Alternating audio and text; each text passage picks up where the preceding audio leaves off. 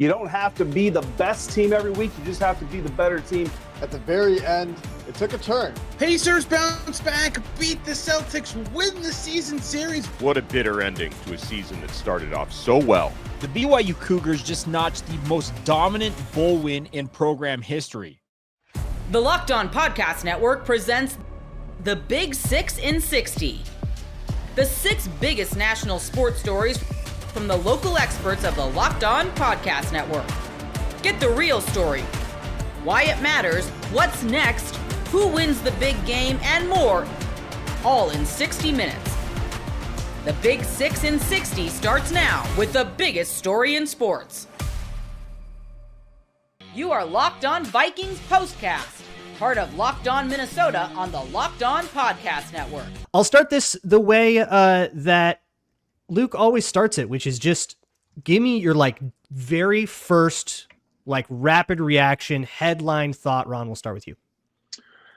It looked like it was about to be a blowout. I'm not gonna lie. It got a little boring at one point when it was, I think it was 20-3 or something like that. And so around that time, I was like, oh, this is about to go bad. Like America, they kept flashing America's game of the week in the stadium. And I'm like, oh yeah, no, this is not America's game of the week. And then like the script writers, it felt like they were like, hey guys, we're going to let you win, but can you make it a little bit more interesting? Because we have a lot of fans watching this game and we made this the game of the week. And so the script started to play itself out, but the Vikings offense got a little stagnant. Aaron Jones went out. I don't know, there was no anything about why he was out, if it was just resting because the game was out of hand at one point. Maybe I don't know. We'll see, Tuesday or Wednesday, whenever we get the injury report of what possibly could be wrong with Aaron Jones. Or was it literally just, hey, Akers, I felt like he was a better guy for the situations we had coming up, and they went that way. But my immediate was started out a complete blowout, came back to the pack, but the Vikings offense showing that they could put up points on this Packers defense, and the Vikings defense for most of the game shutting down Jordan Love, this is a team that had scored, and they almost scored. I mean, they got 25 points. They had scored over 30 points in the last 3 games. So the way they handled them, the way they, took care of business, for me, it was cool to see Brian Flores, dialing up some different looks too. Cause I don't know if it was just, let me put this on film so the Lions have more to deal with this week. But it was cool to see some, just the 2 down, 3 or 4 guys roaming around. And then of course Dallas Turner getting another sack, so that's always good. Yeah, my first thought is the Vikings are doing it, man. This is awesome. They're doing the thing. They're doing the thing, right? A 14 team. Obviously, many people consider the Packers to be a pretty good team. The data suggests that they are a good team. The Vikings, for the most part, were beating the crap out of a very good team for most of the game. Obviously, what had happened at the end, not that great. Vikings do need to tighten down on that. What was interesting is I thought, hey, maybe they're kind of turning around because they did tighten down at the end of the half, right? When they stopped the Packers from driving. They recovered the muff punt this time. That's improvement. Right. Yeah. Right. This is the exact same game. It's insane. It's crazy, right? And then, of course, at the end of this game, they still have some 2-minute problems, so that needs to be resolved. But for the most part, good team doing good things. 17-point lead in the fourth quarter. That's a good place to be. You got to tighten up some gears. Make sure that you've got everything operating. But hey, it's just tough for me to complain too much about beating the Packers twice in a season. That's nice. It's one of those where you feel right, coming off of it, because we are so predisposed to expect the worst thing to happen, and then it almost does, and we're very negative coming off of these, and then you sleep on it, and then you wake up and you go, oh, actually they played pretty good there and definitely deserved to win more than the Packers did. But I guess when it comes to, because this has now happened twice versus the Packers, happened against the Bears, it happened a little bit in other games where the Vikings have sprung out to these great leads, taken them deep into the second half, and then given up some kind of comeback effort. They've always fallen short. So why is it exactly the same is my question to you guys. Why is it that the other team can always come back, but then the second it gets back to within 1 score and it gets real, that's when the Vikings tighten down? Is there something specific you can pin that on, or is it more esoteric, Ron? The Illuminati. I'm going to go with... Okay. So a very concrete and real thing. Got it. Right, of course. Yeah, no. So honestly, I mean, I do feel like when teams get big leads, they tend to take the foot off the pedal, and that happens. That's nature sometimes. Now there are teams that when you're down, they're going to keep stomping you and putting you into the ground. But again, it's always, I say every game, there's a learning lesson to be learned. And this one is, we can't take our foot off the pedal. If I'm Brian Flores, if I'm Kevin O'Connell, and I'm like, hey, we have a big lead on the Lions, or we have a big, because they're starting out every game. But if you think about the early part, the first 10 games or something like that, they started out great in every game, just about. It felt like they were putting their foot on a lot of people's throats, or the first five for sure. I remember that. And this is what this team can do. They can score in bunches early. But what happens is the other team playing comeback football starts to get more aggressive. They start throwing the ball a little bit more. They start going after it a little bit more. So I think it's just the natural attrition of how the game is going and the score. But at the end of the day, the fact that they can tighten up, as you say, that's got to be good. Because imagine if we were sitting here talking about a 28-27. Vikings all of a sudden don't get it. Packers, and they collapse, and it finally happened. They've been exposed. Yeah. Yep. Kick a field goal. Then we got to listen to Peter Bukowski talk about how much of a fraud this team is, and so on and so forth. And honestly, what better game for Sam Darnold to put up 441 yards of offense against the Packers and Jordan Love struggled the way he struggled. When you look at, and even third downs, they were converting them, and the Packers still couldn't move the ball after that. So I love the fact that the way this played out, how everybody kept saying Sam Darnold's not better than Jordan Love. Sam Darnold's not an MVP caliber. He's not a Pro Bowl quarterback. You're lying to yourself if you say that. Like, you are literally just going with the national narrative of, oh, well, it's Sam Darnold and eventually the other shoe's going to drop. It hasn't dropped. He's gotten a guy in Kevin O'Connell that has done what we're seeing, which is unlock a great quarterback. Yeah, we'll talk more about Darnold later, but Arif, what do you think about this weird comeback trend? Yeah, I think some of it might just be the way that, offenses have to change the way that they call plays, what route concepts that they have put out there. And this is just speculation. I haven't really locked into looking at this in more detail. But my guess is something like that, where the offenses have a particular set of route concepts or combinations, the way that they call plays, the tempo that they use in those situations, in comeback situations where you have to throw the ball more, you're more likely to push the ball downfield, those kinds of things, and how it lines up against the Vikings defense. I think a lot of times when this is happening, I get a bunch of tweets that oh my God, the Vikings are in prevent defense. They shouldn't be doing this. Mm-hmm. And that actually happening a lot less, I think, than people are saying. I don't think they're It's drop 8. Defense. It's not prevent as you would call it, but it's their drop 8 coverages, which have just been bad. Exactly. And I think that the way that those drop 8 coverages align against the most common route concepts that you see in these 2-minute offenses, I think it's just a bad mismatch for the Vikings, the way that those coverages and those routes combine with each other. I think that's probably it. I haven't tested this. I haven't looked at it too deeply, but I think that makes the most sense because of how consistently it happens, how it happens against every kind of team and every kind of offense. Certainly, the Vikings do need to lock in and focus in these moments. I think that that's part of it, but I think that structurally there's probably an issue here where when the Vikings are in this situation, that what they're attempting to do doesn't work. Because if you look at their drop 8 stuff outside of 2-minute, it's killer. It's extremely good. So it's when they can't disguise it with all the pre-snap stuff because the other offense is in a hurry, and then they just kind of have to play it straight up, and then you just have a 3-man rush, and those rushers are like Jonathan Bullard and Harrison Phillips, and it's they're just going to find somebody eventually in that zone coverage. Get ready to tackle the NFL action with FanDuel, America's #1 sportsbook, because right now new customers can bet $500, get $150 in bonus bets if you win. The FanDuel Sportsbook app gives you everything you need to place live bets on the NFL all in one place.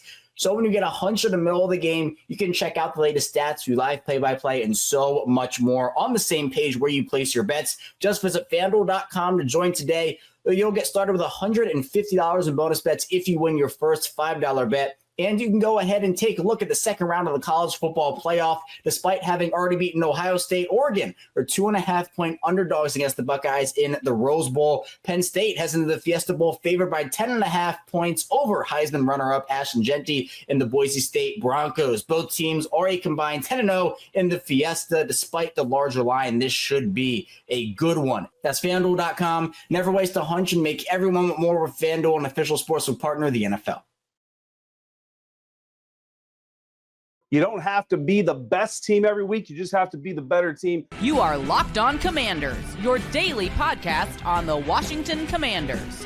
Part of the Locked On Podcast Network, your team every day. 30-24 is the final score. The Washington Commanders pulling off an overtime victory, because what's better than primetime football? Overtime, primetime football. Pulling out a victory in overtime. Jaden Daniels connecting with Zach Ertz for the game-winning touchdown at the end of it. And the first take from this game is that the Washington Commanders are in the playoffs. Like, at the end of the day, guys, that is ultimately the most important thing to take away from Week 17. And that doesn't mean we're going to ignore all of the things that happened with the slow start, the bad things, the turnovers, the penalties, the missed tackles, the bad blocking up front, the bad run fits up front. We're definitely going to talk about all that stuff. But if we're talking about the main takeaway from this game, it's that this team is in the playoffs. And I'll tell you right now, guys, we went down there to the locker room after the game. I sent out a video on Twitter. I got some of the guys coming off the field. I got managing partner Josh Harris coming off the field.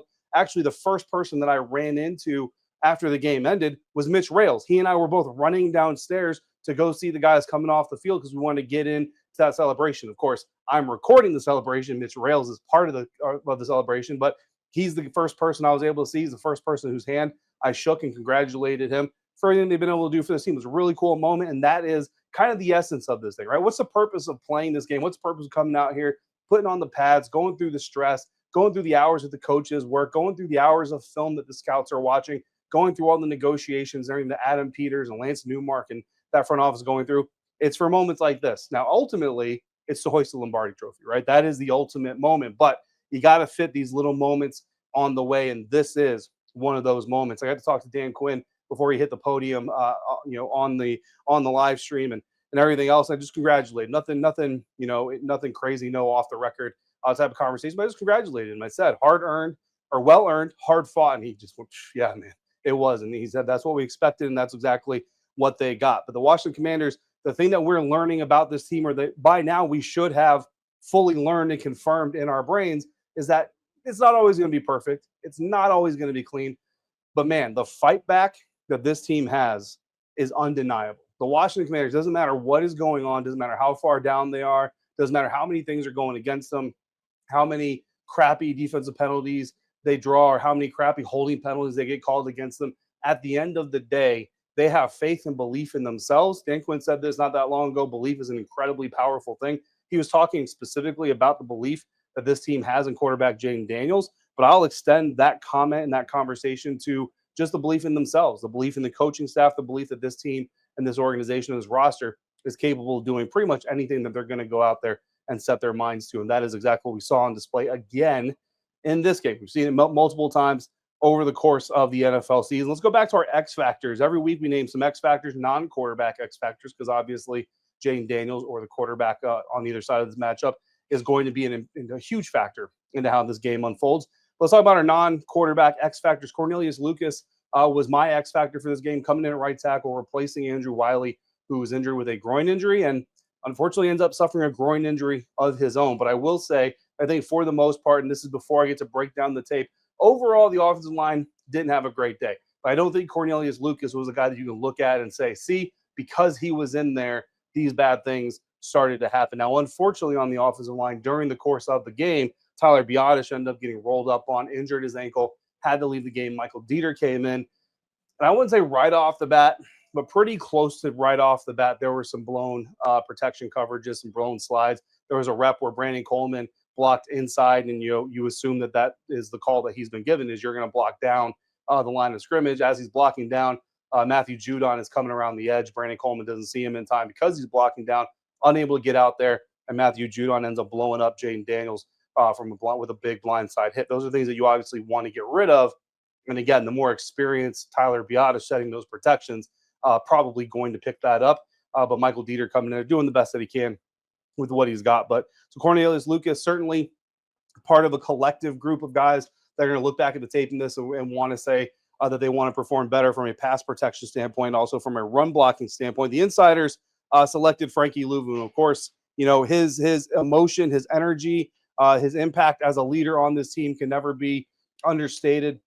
But from a stat box perspective, Frankie Louvu finishes this game with 1 tackle. That's his entire contribution to the stat box. Of course, again, you go back and watch the film, and you're going to see some opportunities where Frankie Louvu likely got in there in the mix. But the bottom line is, especially when you look at the first half, none of these players are going to walk out the first half and say, I did my part, I did everything I should have done, and nothing that went on in that first half that led us to going into the locker room down by 2 scores is going to be on my shoulders. I think every single person is going to have something to say that this was their fault. If there was one person who go into halftime and say, hey, I'm doing a good job, the rest of you need to catch up, it might be the guy who turned out to be arguably the most non-quarterback X factor of the game, and that's wide receiver Olamide Zaccheaus. Wide receiver Olamide Zaccheaus for the second week in a row showing up big time. Should have had 2 touchdown catches in this game. You can thank the NFL officiating for the lack of another one. And honestly, that second one probably would have ended the game. Not officially, but figuratively, the Atlanta Falcons would have been down 2 scores. So even if they continued to go down and score the touchdown they ended up scoring to tie the game, if they score that touchdown and Olamide Zaccheaus isn't robbed of his second score, that score doesn't tie the game.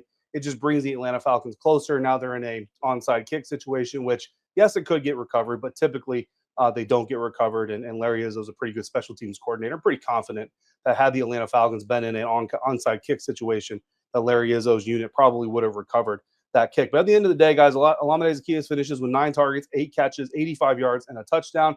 That one non-completion on the target was a drop. In my books, hit him right in the hands. Unfortunately, he also limped off the field. After that, no official word, at least that I got. I wasn't able to attend every single conversation. So if there's an official word from somebody else, I haven't gotten that yet. But, of course, that's how information flows sometimes. But he did limp off the field. So I'm curious to see what, if anything, comes of that. Of course, Olamide Zaccheaus, again, 2 weeks in a row now, has been a big part of what this offense has been able to do. 3 touchdowns over the course of the last 2 weeks. And so ultimately he becomes kind of that isolated non-quarterback X factor. Of course, Zach Ertz could also be that guy. 7 targets, 6 catches, 72 yards, and 2 touchdowns, including the game winner. So I'll kind of give the non-quarterback X factors of this game to Olamide Zaccheaus and Zach Ertz, certainly contributing big time. Zach Ertz had a long catch of 37 yards. I know a lot of people have kind of, I don't know if call it criticism, but commented that Zach Ertz this season has been more of a catch and fall type of guy. Well, that 37-yarder, he didn't catch and fall. He caught, he turned, and he ran about as fast as his old self could run. And I'm older than him, so I get to say that. If you're younger than him, you don't get to call him old. So those are the non-quarterback X factors. We talk every week about the things that the Washington Mariners must do in order for me to guarantee you that the Washington Mariners will win. I'm going to tell you right now, they only did one of the 3 things this weekend, and that might be part of the reason why they didn't have as much success as perhaps we expected. At the very end, it took a turn. You are Locked On Bengals, your daily Cincinnati Bengals podcast. Let's dive into a crazy game. Another game that was on the end of the insanity that we've seen from this team all year against decent teams. The Bengals finally get a win against a team with a winning record in the Denver Broncos. But it takes overtime to do it after potential time mismanagement in crunch time. We're going to talk about that and so many other topics in this one, James. But what's your big takeaway as you reflect on this 30-24 win for the Bengals? Wow. The big takeaway is Joe Burrow is as good as anyone on the planet. And you can decipher that however you want. But for them to continue to bounce back and bounce back and bounce back and overcome what seemingly was like 4 wins in one. Like I give credit to Joe for being that stabilizing presence. And obviously he was awesome on the field. So I start there, but man, it's wild to think, but as we record this, it's Saturday night. It's December 28th. A lot of you will listen to this, watch this on December 29th. So we're literally talking about 4 weeks ago. They lose to the Pittsburgh Steelers, fall to 4-8. And we're not even thinking playoffs. Like, it was like, all right, well, should we start talking about the draft? We're looking at draft position, all of those things. We were talking about, like, when do we bring Mock Draft Monday back? How much longer can we push that off?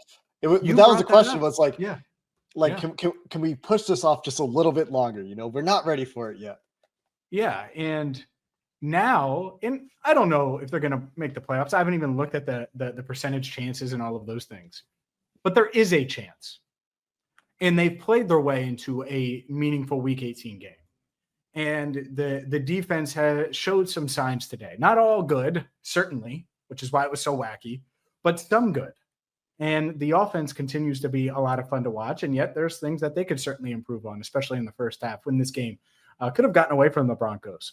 But for them to find a way to win this game, really move the ball up and down the field against a good defense in the Broncos and what I think is a tough matchup, I just wild. And honestly, I just come back to where I led it. You said, what's your big takeaway? Well, Joe Burrow was 39 of 49. That's a 79.6% completion percentage for 412 yards, was sacked 7 times, still had 3 touchdowns, had a 122.1 quarterback rating, also ran for a touchdown and 25 yards. Joe Burrow is he might not be the MVP in real life when the MVP votes are cast, but I don't know how you can argue that he isn't as valuable or more valuable than anyone in the league for what this Bengals team is, what they've done. And now we're looking at a team that has 8 wins, not 4 wins. So where would the Bengals be without Joe Burrow? They'd be contending for that number 1 overall pick is what I think that's where they would be. What Joe Burrow has done this year, most years wins the MVP, especially when you take into context the team around him, the difficulties that they've had in various departments of this team, the plays they haven't made on either side of the ball, or the offensive line issues they've had. Whatever you want to throw in there as caveats, just amplify his case if you were to make one. It's just an award that is generally given to the best player on a team that is solidly a playoff team. And so he certainly faces an uphill battle there. He'll probably get votes. There are enough people out there that think he's playing at that level that he'll probably get votes, but it still feels like an incredible long shot. Like very, very long odds. But your point, and the reason it should, I'm not trying to be too homerish here, but the word is valuable, not best player on the best team or the number 2 seed or the this or the, like, it's not even like watching this in when you understand that word. And if you voted that way, then he's got to be easily the top 3. Like there's no running back that you're voting for. And it would be Allen, Lamar, and Joe. I mean, those are the 3 guys. And after that, whatever. But yeah, Joe was awesome tonight. And the Bengals, he thinks they have the best offense in the NFL. And if they do, it's because Joey B is at quarterback. The Denver defense is really good. Yeah. We talked about that coming into this game and talked about Riley Moss. And boy, are we going to talk about Riley Moss later in the show a little bit too. But the Bengals in this game went 11 plays, 48 yards, went 17 plays, 68 yards, went 7 plays, 62 yards, went 11 plays, 69 yards, 11 plays, 63 yards, 6 plays, 27 yards. That one ended in a fumble after what should have been a first down conversion. 6 plays, 59 yards. Their first punt of the game comes in overtime, 5 plays, 17 yards. They finally have to punt the ball. Joe Burrow has another game-winning drive, which would have been his second of the game, because you could argue that the touchdown to take the Bengals to be up 7 points toward the end of regulation, and we'll talk about the time management there. Certainly 24-17 is a game-winning drive, a fourth quarter game-winning drive potentially if the defense can get a stop. And then he takes the Bengals down to the 15. Is that right? 14, 15-yard line. And Cade York misses a field goal on third down right before 15. Yeah. Right before that missed kick when they run the ball on second down. I tweeted, man, I wish they had gone for a touchdown here. Still wish they would have gone for the touchdown there, but the defense gets them the ball back in another 5-play, 63-yard drive for a touchdown. The Bengals were stopped on turnover on downs twice in the first half. Very easy to argue that those were self-inflicted issues. Their play calling issues, I think, on the first one, trying to run the ball a couple of times there. The second one in particular got me riled up a little bit. And then on the next drive, you have the either misfire from Joe Burrow to Mike Gesicki. Is that this drive? Am I talking about the right drive here? Yeah. It's either the misfire to Mike Gesicki that ends up incomplete right around the goal line, or Mike Gesicki runs that route a little too deep. Hard to know on that one without being in the room. Chase Brown getting blown up in the backfield. Jamar Chase dropping a touchdown, and then Joe Burrow taking a sack. And outside of that, the Bengals were moving the ball up and down the field against a really good Broncos defense, despite the 7 sacks. And he actually was sacked 2 more times, I think, that were erased by penalties. I believe there were up to 9 in this game. They lose a Marius Mims, who's trying to play through a broken hand, wearing a cast, and he doesn't come back into the game. Devin Cochran actually playing pretty admirably at right tackle. But overall on the day, if you had told me the offense would look like this against this defense, I would have assumed they were going away with this one. The offense was good in this game. They had a few issues that were self-inflicted issues, a fumble for T. Higgins, another one of those. But boy, did T answer the call when he had to make up for it.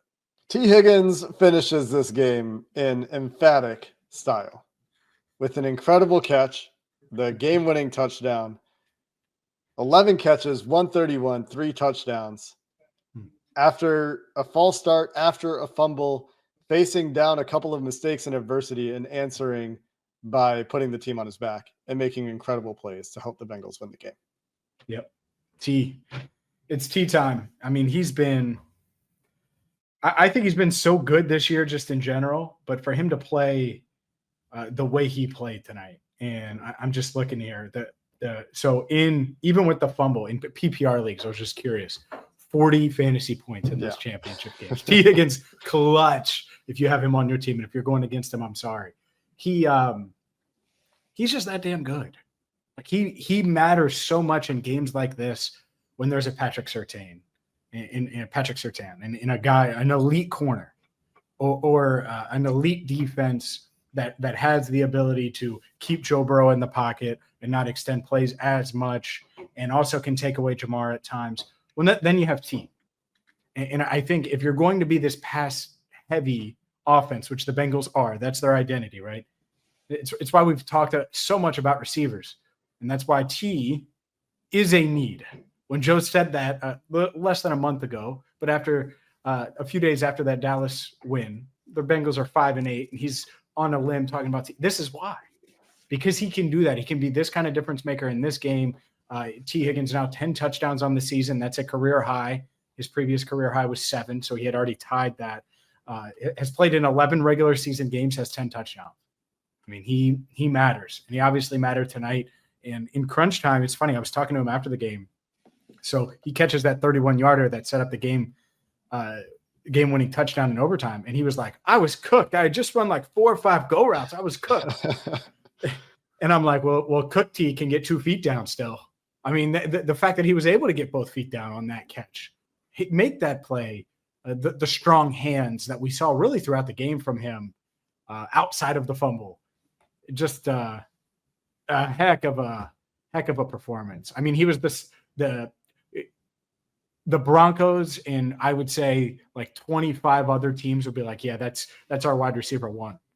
And having him alongside Jamar Chase, what a weapon. So hopefully this is not T. Higgins' last home game at Paycor Stadium. Hopefully this is just a big fireworks show and a gotta-have-it game and part of his legacy as a Bengal. Makes a statement to the Bengals that is the importance of T. Higgins. If it is his final game in Paycor Stadium, what a way to go out.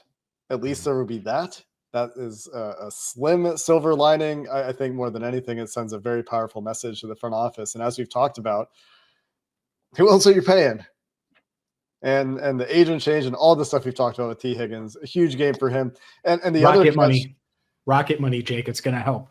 Yeah, got to save the Bengals some money on those subscriptions. The other note on T that I wanted to hit was the other touchdown catch. That wasn't the slant. That one's just easy. That's just a great play call there. They've been struggling in the red zone. So to get to that play call in that spot, get T in motion and get him singled up in that spot, there's nobody that is handling T. Higgins on that Denver side of the field besides maybe Patrick Surtain on a slant from like the 1 or 2 yard line or whatever it was. That's just too easy for Joe Burrow and T. Higgins. As soon as Joe catches a snap, he knows where that ball is going. So that's a great play call. Credit Zach Taylor for getting T in motion, singling him up. Just a little slant flat combo there. The late hands on the second touchdown that the broadcast did a good job of pointing out. Trent Green did a great job of pointing this out. Riley Moss is in great position there. Joe Burrow throws a great ball, but Riley Moss is in a good spot. T. Higgins' late hands technique, flashing those hands when the ball is practically above Riley Moss's head. He has no idea where the ball is. He's guessing. You can watch a replay. The hand he throws out there to try to break up the pass is nowhere close. And that's just perfectly played by T. Higgins in that spot. Huge play there. And man, for all the talk about Riley Moss, between Dan Orlovsky's tweet, between our crossover this week, the Bengals went after Riley Moss. He was targeted 13 times, according to PFF charting in this game, James. He gave up 9 catches on those 13 targets for 107 yards and 2 touchdowns. Jaquan McMillan, the second most targeted corner for Denver, just in case you were curious, 9 catches on 9 targets for 99 yards and a touchdown. So not so good for McMillan or Moss in this game. Yeah, honestly, that shows what T. Higgins, that shows what these guys are. That right there. Because you had really smart football people saying Riley Moss could be a difference maker, right? And that he's going to help change the Broncos. And by the way, he's a big part of their defense. I think he's a talented corner, and he's probably going to be really good next week in Kansas City, or against Kansas City at the games in Denver. But that's why you have Jamar and T, because it's so tough. And then when you have the answer for those two guys, then you have the Mike Gesicki, then you have the Andre Yosevach. And I think that's part of what kind of was I don't want to say cheat code, because I don't think anything was easy for Joe. But when you have a guy like Mike Gesicki that has the size, athleticism, length, and just ability to find the ball and get open, and he only averaged 8.6 yards per catch. His long catch was 12 yards. But this is that slot. You're talking about the biggest slot in the league with Mike Gesicki. And I know he's listed as a tight end, but 10 receptions, a season high, for 86 yards on 12 targets. And heck, it would have been 11, but the one target, it was tipped. And so it just disrupted Gesicki's concentration. Like, yeah, I think that's what makes it hard. It's because in a game like this, when it's like, all right, well, I'm sure the Broncos felt like they had an answer, at least for Jamar. But then there's T. And then when you had the answer for T, well, then there's Mike Gesicki. And then there's Andre Yosevach. And it makes it tough to guard, again, what Joe Burrow said is the best offense in the league.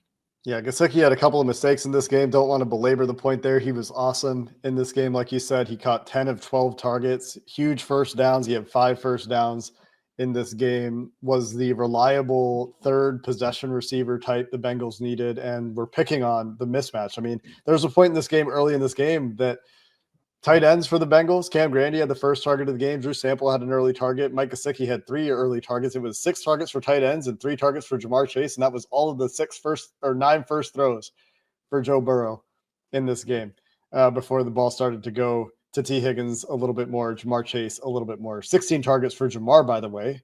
10 catches, 112 yards. Dropped his touchdown chance. Unfortunate there, but should be pretty comfortable in building his Triple Crown lead there. We'll need probably a little bit more next week on the yardage front with Justin Jefferson a little bit close. But in a game where everyone had mistakes, they also all made big plays.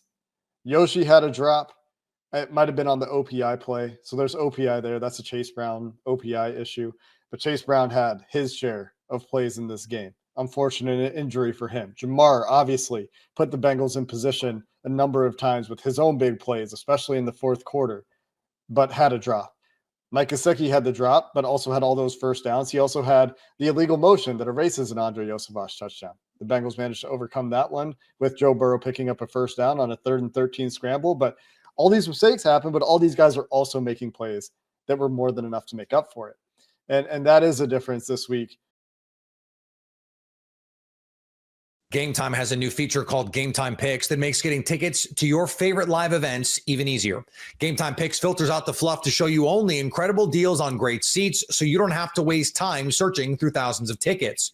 Curation makes it easier to save more on sports, concerts, comedy, theater, and more near you. You can take the guesswork out of buying tickets with Gametime. Download the Gametime app, create an account, and use code LOCKEDON for $20 off your first purchase. Terms apply. Again, create an account and redeem code LOCKEDON for $20 off. Download Gametime today. What time is it? Gametime.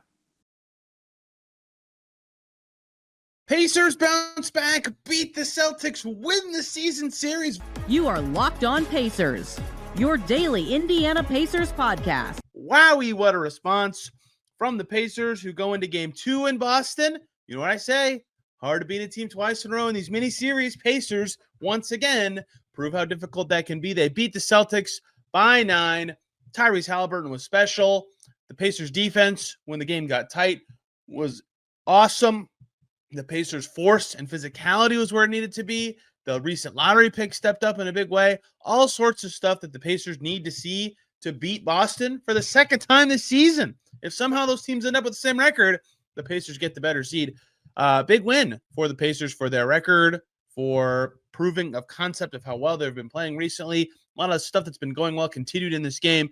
But the leading thing to me on the Pacers getting this done was their star, being a star, being the best player on the floor. Sounds simple, right? And I got a lot of comments about this, about where was this during the OKC game? And I will get to why I think that's a silly thing to say, but Tyrese Haliburton was special. He was awesome, awesome, awesome. 31 points for Tyrese Haliburton. That tied Jaylen Brown to lead all scorers. It took 2 more shot attempts for Jaylen Brown to get his 31 than Tyrese Haliburton. So advantage Haliburton there. Haliburton did it with no assists and no fouls. 31 points, 6 boards, 7 assists, 1 steal, no turnovers, no fouls. Incredible game, right? Dominant performance. When he had the ball, full control. The Celtics tried some not very aggressive coverages against him, and every time he could get a big into a screen, he attacked. They were trying to get Al Horford into play. They would try to get Luke Cornett into the play. Any defender he felt like he could get by, they would try to get there, and he attacked the rim. And that's not always going to be the best strategy for a good Tyrese Haliburton game. In fact, it has never been to this extent before, and I'll tell you why in a second. But tonight it absolutely was. He needed to turn those corners to break down a very good Celtics defense and try to create those advantages, and he needed to shoot. I talked about this after the first Celtics game.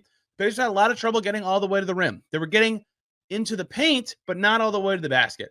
And Haliburton did a great job of that in this game, and that ignited not only him, but the rest of the pieces around him all were able to have better games because of that pressure. Here's what made this game shine to me for Tyrese Haliburton. He has never scored like this, ever, in a game before.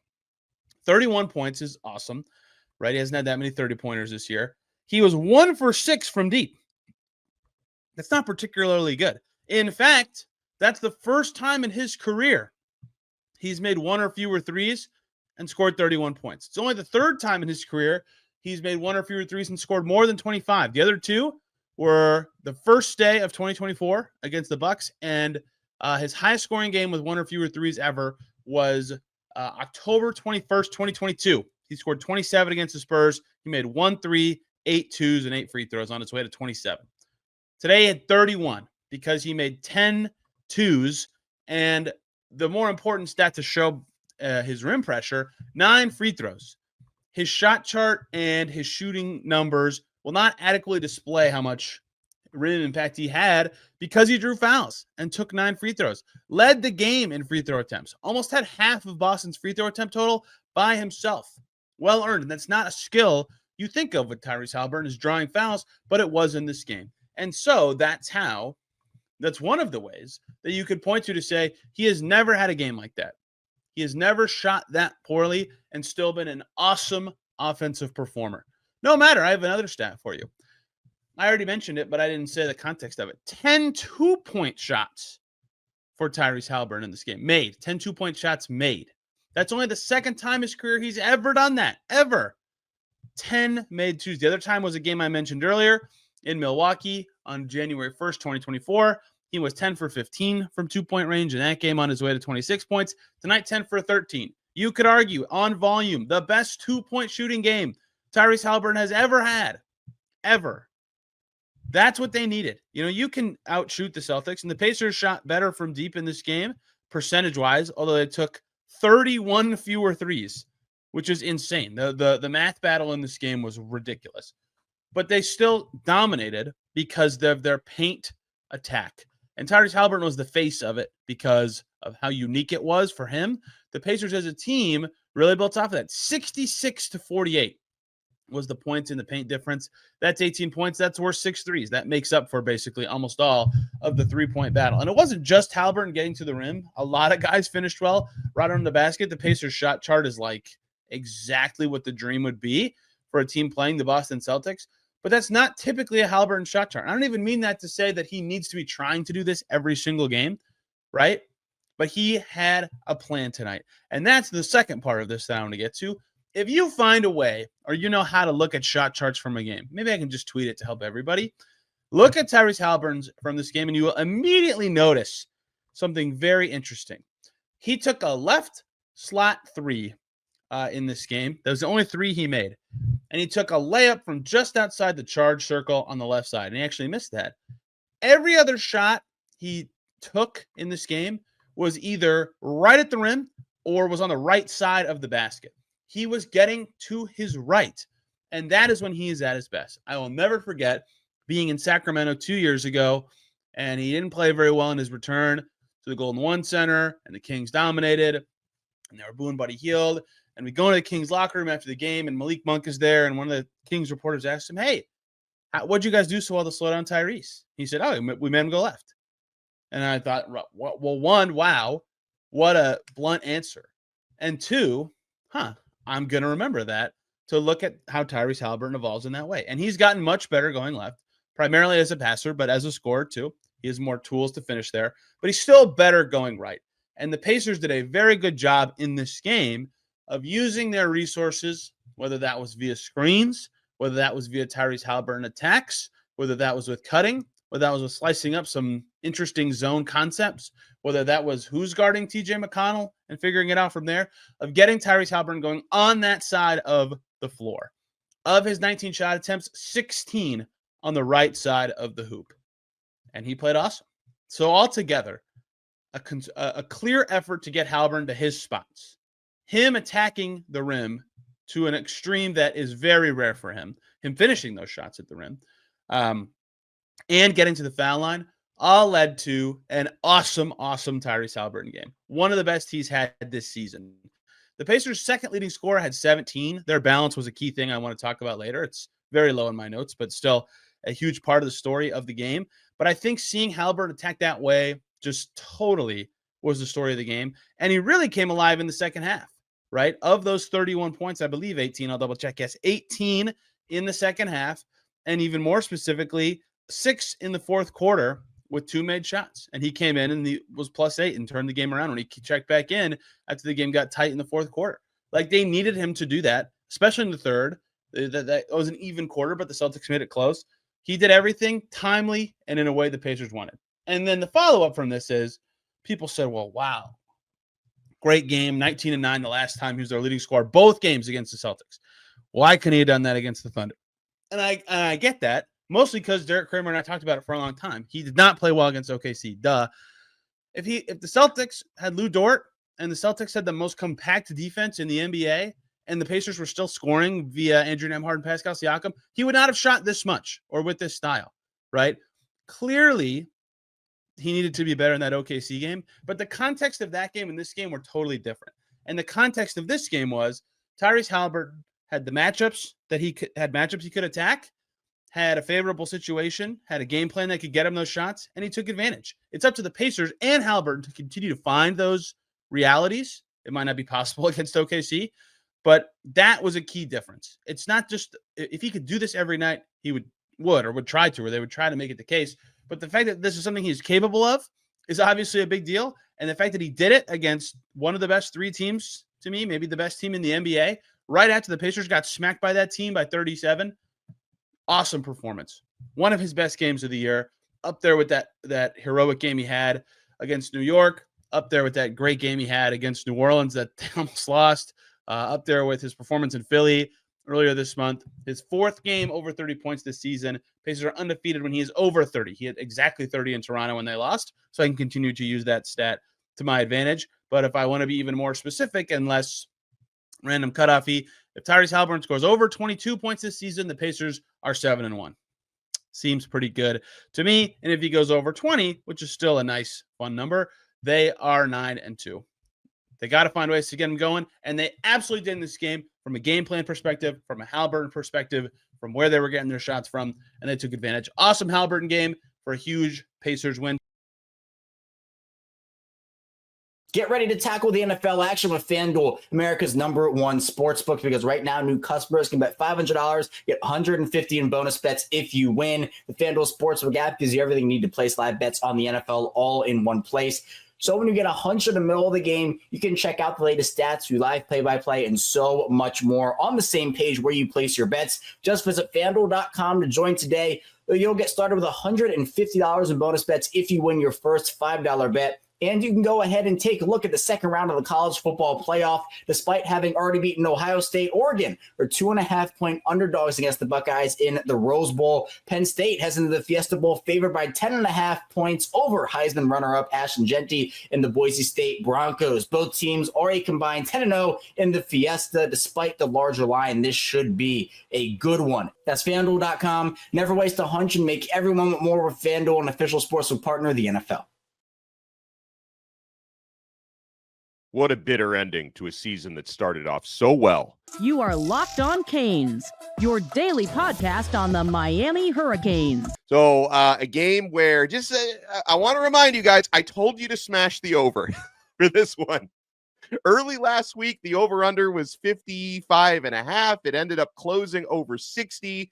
These teams combined for 83 points. And that should not be surprising to anyone, given how both teams had vulnerabilities. And boy, the word vulnerabilities is putting it nicely on defense. And, Miami put up 41 points with Cam Ward only playing half of the game. Folks, I'm upset. I'm very upset because no matter who was on the field and when, no matter which quarterback was on the field, I wanted to win that football game. I know that rival fans have been trolling us for, you're in the Pop-Tarts Bowl, who cares? I wanted to win that game. And I don't care that Emory Williams was on the field late. And boy, we saw so many of the same, no matter who was on the field, we saw so many of the same problems in that Pop-Tarts Bowl. We're going to talk about all of that because, guys, the 30-minute Emory Williams audition did not go well. And I have been someone who has or had really believed in him. And I will be the first to admit my faith was very much shaken based on what we saw yesterday. So we'll talk about the quarterback questions that Miami is going to have heading into next season. We'll also talk about this ridiculous fake outrage that's being directed at Cam Ward after the game yesterday. But let's talk about why Miami let us down in this 42-41 loss to Iowa State, finishing a season 10-3, 10 wins, but that's after a 9-0 start. You lose 3 out of your final 4 games. Miami's defense, as usual, was nowhere near good enough. And Mario Cristobal admitted after the game, right before the backdrop of the post-game presser nearly, crushed him and fell on him. Mario Cristobal admitted that this defensive unit, has not met the standard for Miami Hurricanes football. So we're going to talk about it, and we'll find out during this very long offseason what changes and what tweaks need to be made. Obviously, part of those tweaks that need to be made, we're not just talking about coaching. We can talk about coaching. We're not just talking about coaching.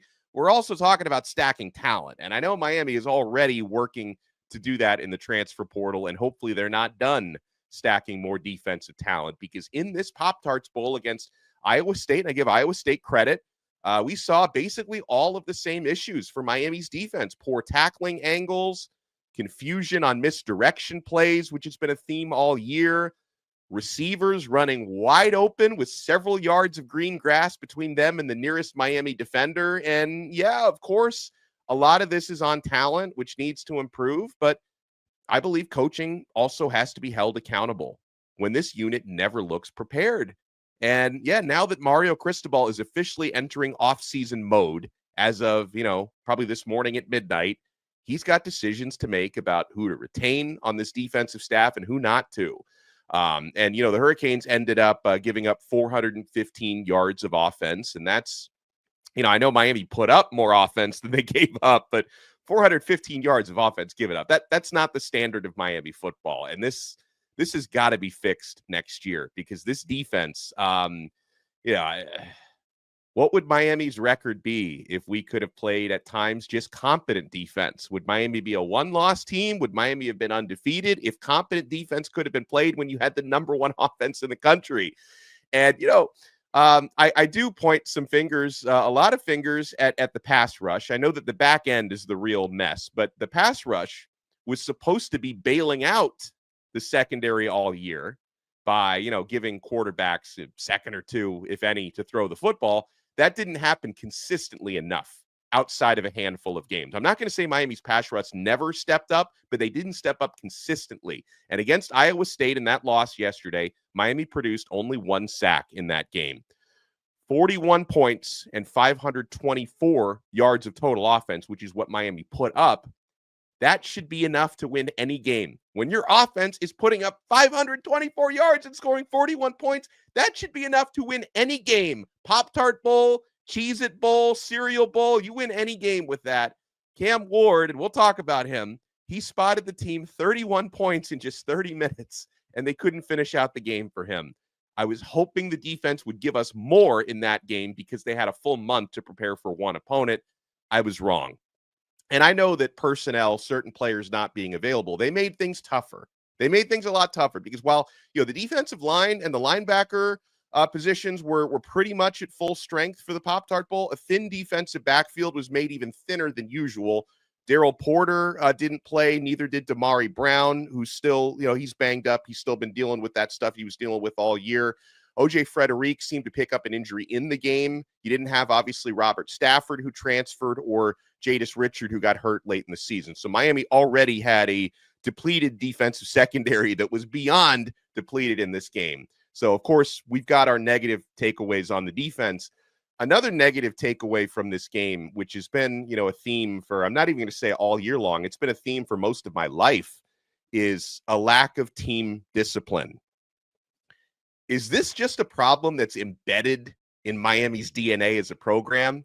Like, is this something that it's going to take an exorcism to fix this? Because I know Mario Cristobal works really hard to try to make this team more disciplined and to get them to stop shooting themselves in the foot. He's obviously not been successful at that. Miami commits 6 penalties for 46 yards. That was compared to just 2 penalties for 20 yards by Iowa State. The Cyclones, by the way, are the least penalized team in college football. So that's what discipline looks like. But the other part of it wasn't just penalties.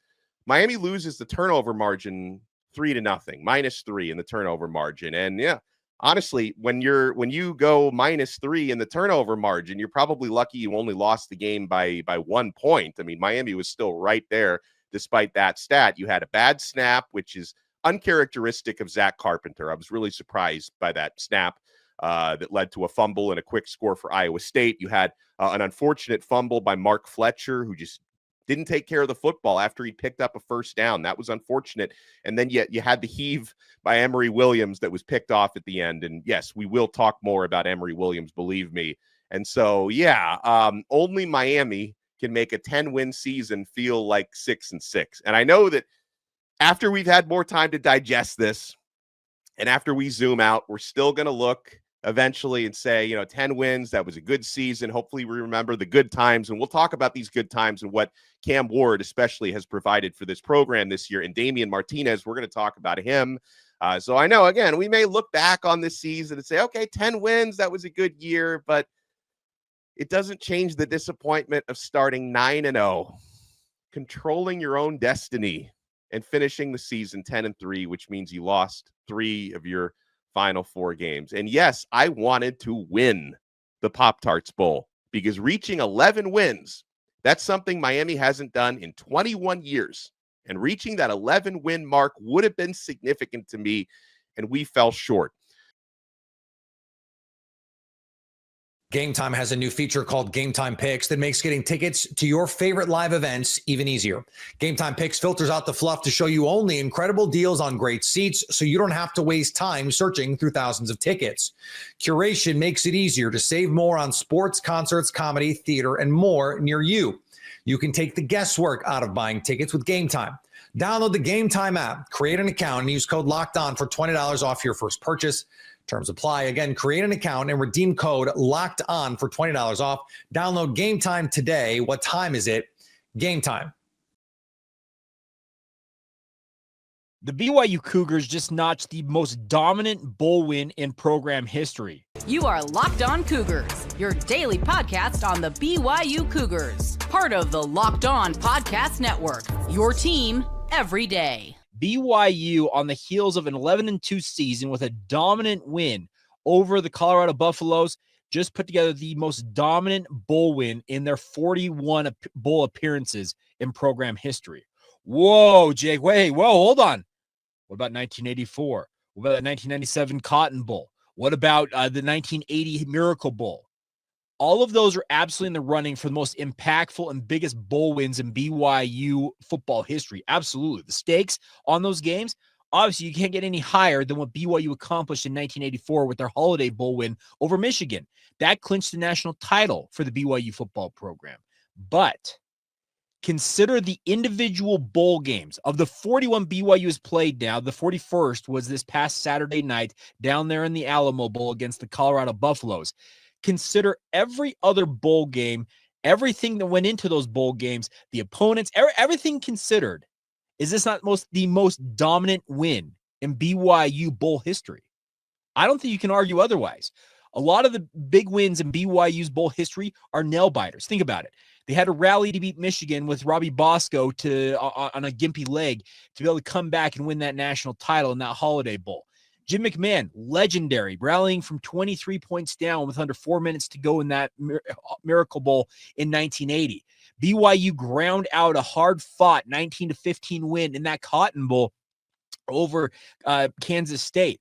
Yes, Zach Wilson was perfect passing in that Potato Bowl in 2018. Yes, Zach Wilson 2 years later in 2020 down there in Boca Raton. I was there watching him absolutely slice and dice the UCF Knights that night. But everything that went into this game this past Saturday night for the BYU football program indicates to me, and I'm welcoming your guys' comments because I'm sure I'm going to get some backlash for this. Considering the circumstances BYU found itself in that Alamo Bowl, it is the most dominant win in BYU Bowl history, and I will not hear otherwise, at least from my side of things. BYU had the Heisman Trophy winner, had a guy in Shedeur Sanders who's considered to be top 3 at worst in terms of quarterbacks in this upcoming NFL draft.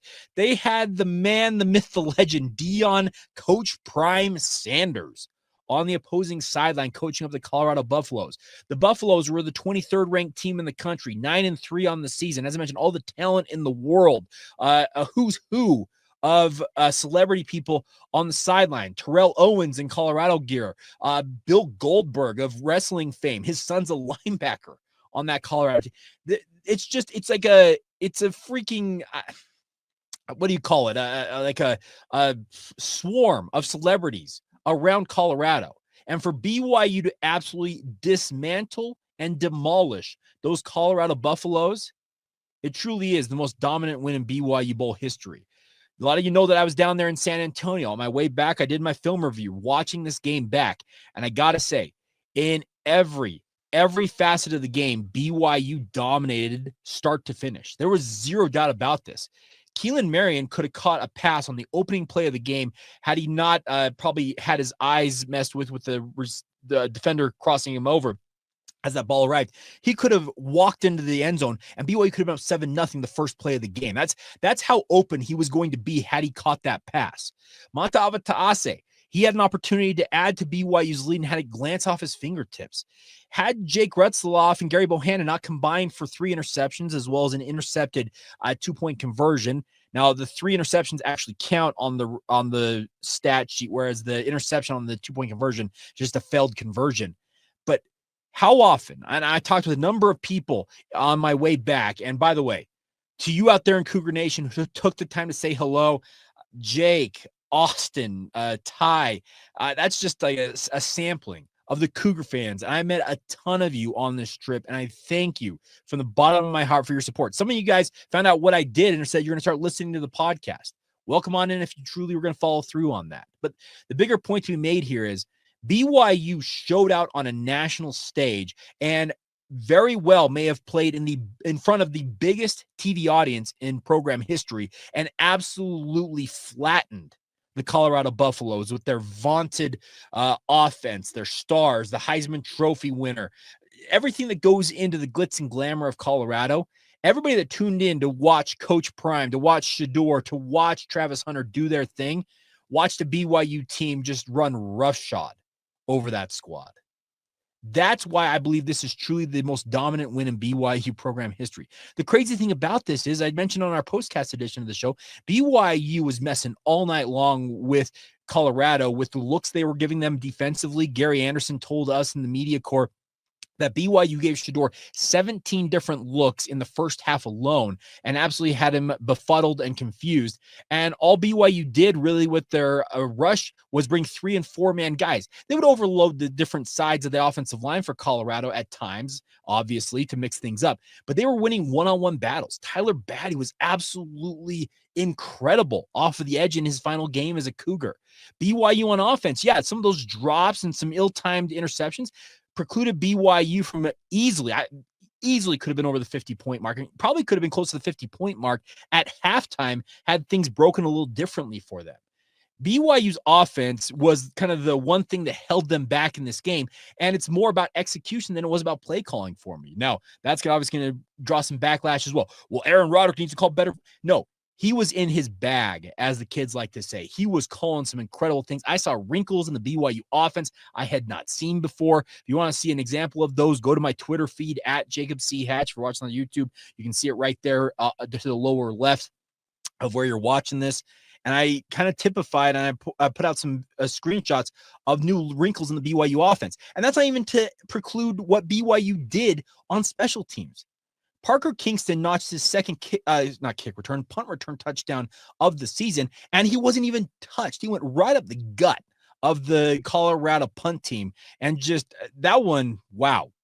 Showed off his speed, showed off his skill, his vision. The blocking from his teammates was incredible. BYU did everything, and I mean everything right, and they refused to let Colorado up off the deck.